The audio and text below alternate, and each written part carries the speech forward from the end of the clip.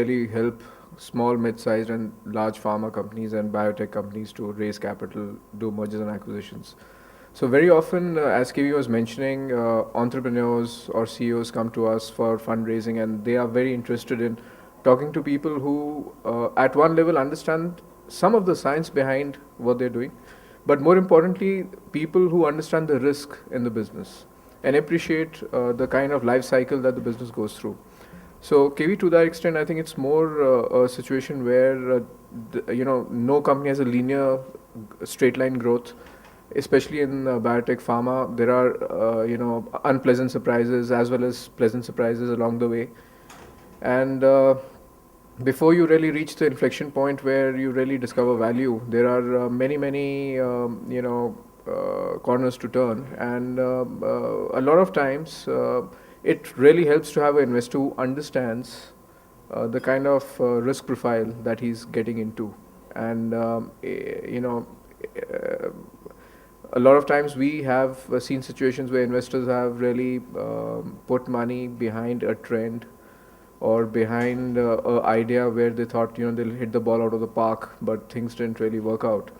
So in those situations, it really helps if the investor is very aligned with the business risk profile. Seen some scattered example of that in the past, and we've seen without getting into names, but a couple of funds have hired old hands from the pharma industry as advisors, as partners, and they have done 2 or 3 transactions in the past.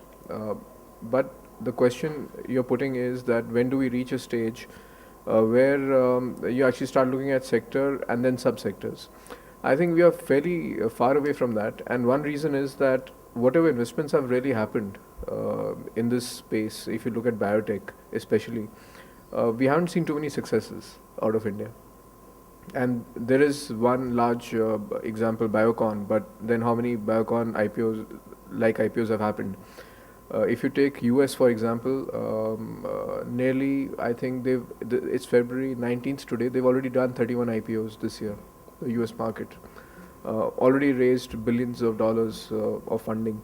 Last year was a great year for biotech. This year continues to be a great year for biotech in the US. Some of the IPOs which have happened have experienced 40 to 50% gains on the day of listing, and this after being priced fairly high. And most of these companies have been preclinical or even phase 1. Very less are specialty or diagnostic.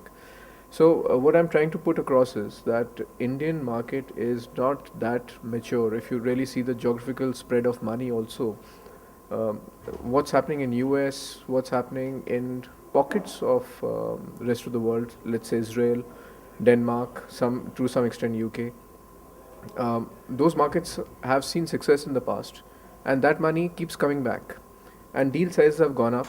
More and more companies are looking at capital, so that in a sense creates a need to specialize.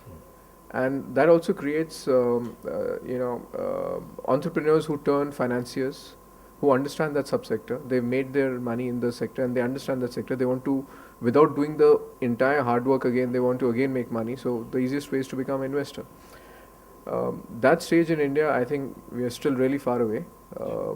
It's not, at least on the horizon, I don't see it. Industry exists in a vacuum, and you have to look at the entire economy, how the economy is doing, how the country is doing, and I'm very confident that as things get better, the trickle-down effect of the economy doing well will reflect on the life sciences sector, and I think it's an evergreen sector. And even in the biotech side of it, for small entrepreneurs, I think we are getting there. We are not there yet, but we will see a time, given the kind of just the right ingredients we have. There has to be a time when all of this comes together, and we have a success story in biotech as well. So I'm a eternal optimist as far as this sector is concerned.